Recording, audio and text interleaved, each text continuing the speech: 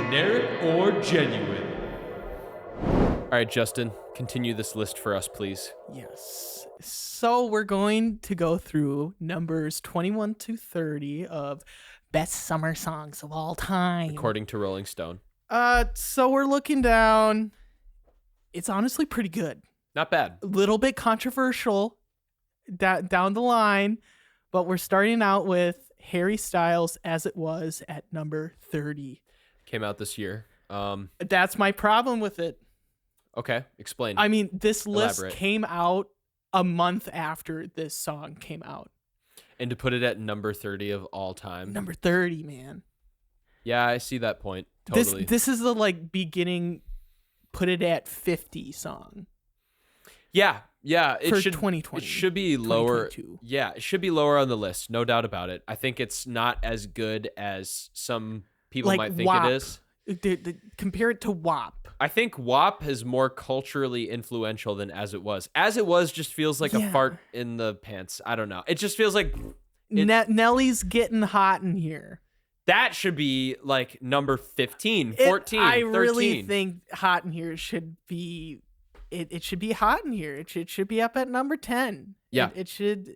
So I'm just. Yeah, I can't see how you would put As It Was a month into its being released is already a better song than a huge, maybe even global, right? For Hot sure. in Here was a global trend. For sure, yes. And Easy. it still is. It's still a club hit around the world. Yep.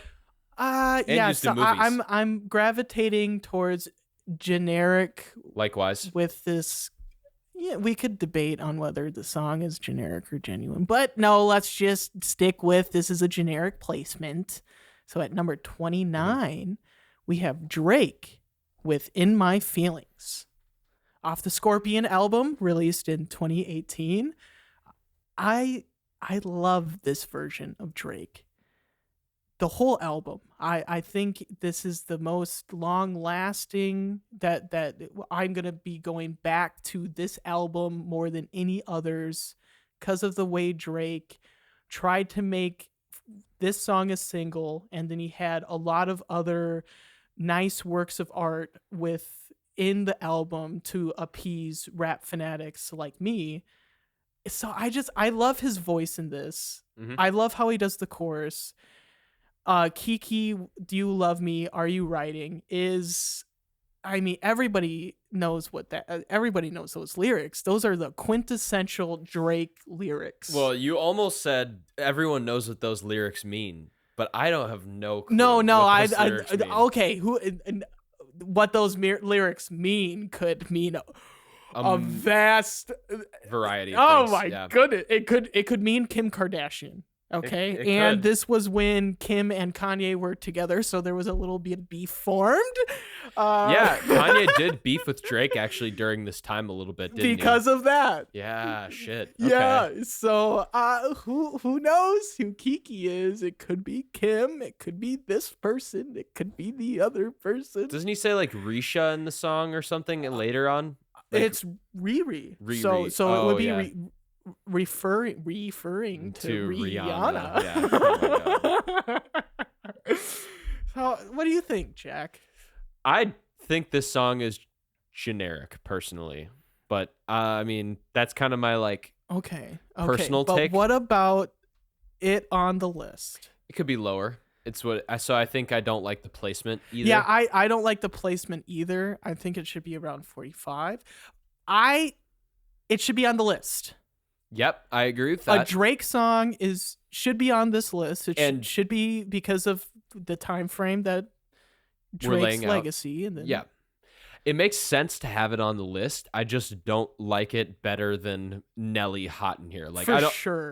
there's no way that this song is better than Hot in Here by Nelly. So, for example, if it started 49 and 50 with these two instead of 29 and 30, I would be very comfortable with calling both of these Genuine placement. genuine, both. Yeah. But I want to say this is genuine, but I'm gonna go generic. Yeah. Okay, we're going generic. He wrote genuine. I just had to change his Yeah. So at 28, we have Sam Cooke. So Summertime, released 1958. Summertime and the living's easy. Who's singing? That wasn't that bad. That was the original no, it's one. not. It's not that bad at all. But it was the first time someone sang on the. On the podcast. I almost did it to your rapping earlier.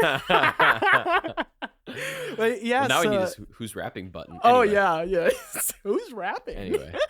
But yeah, I mean, this is quintessential melody. If you can't recognize this melody, you've basically never listened to music during the summer. Because Doing Time by Sublime, right, is the other version of this song that probably many people recognize. The new version, and it gets used in movies and pop culture and TV Dave and stuff Mara. too. But this song, Summertime, like the original composition, has been around since like 1910 because of George Gershwin, who is a composer from that time. Sweet. Yeah.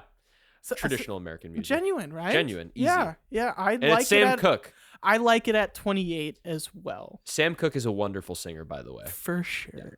So at 27, we have the Lovin' Spoonful with Summer in the City. The funny thing about this list is how many songs we're finding that are, it's this song. It's this song.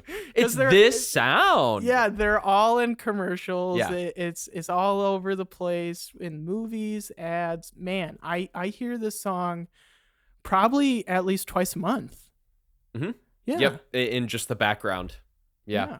So what are you thinking for this? Genuine. Yeah, I think it's an easy Genuine. Some of these I get to add to my list as soon as we're done doing this stuff because there are some good picks on here. Oh my God, Jack!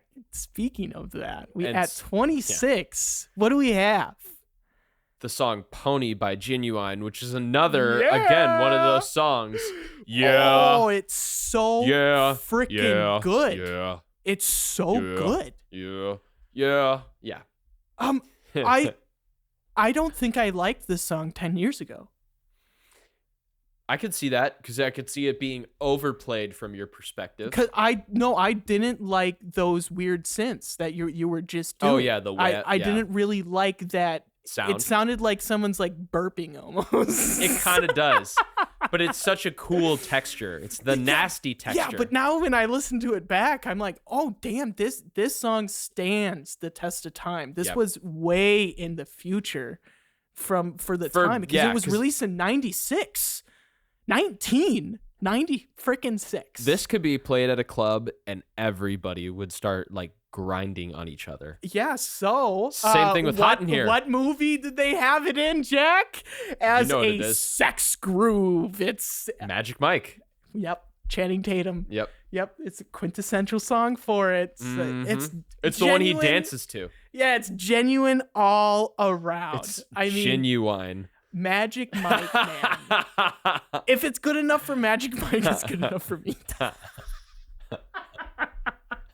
It's okay. All right, moving forward. Even though you missed my Ginuwine reference. I know, I got it. But if it's good enough for Magic Mike, it's good enough for me, Jack.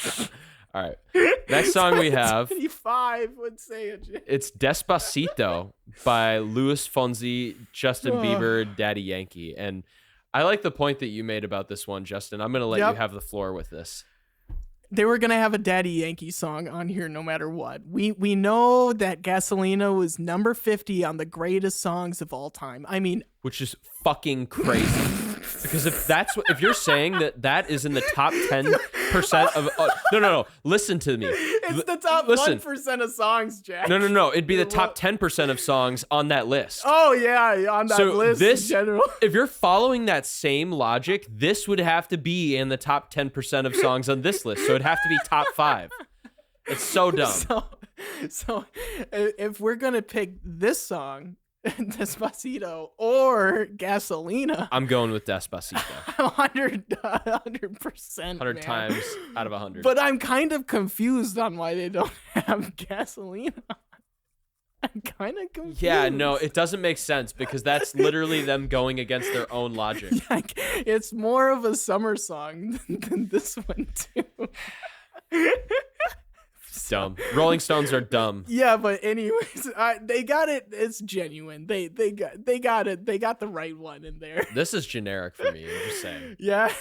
So, okay, I'll put generic / genuine. But man, if they had Gasolina here, I would be so disappointed. I would just be disappointed. Oh, so, yeah, because they would be saying Hot in Here is worse than Gasolina. Oh my gosh. Like, Gasolina is somehow a better song than Hot in Here. Yeah, and we need a Justin Bieber in here somewhere. Yeah. So let's just put him up here. So, at the middle of the list as well. So I'll put / Generin. Yeah,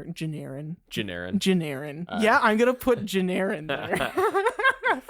Moving on to number 24, we have the Grateful Dead with the song Scarlet Begonias. And I mean, my mom right now probably did a backflip as we're recording this, because she just loves the Grateful Dead, and we'll find a reason to talk about the Grateful Dead as well. So the song that I really love, that I'll listen to any time of the day, any time of the year, is Athea. Oh, I love that freaking song. And this song kind of has the same vibe. It has that Grateful Dead vibe. It has those nice guitars, those nice high notes that they hit all the time. Mm-hmm.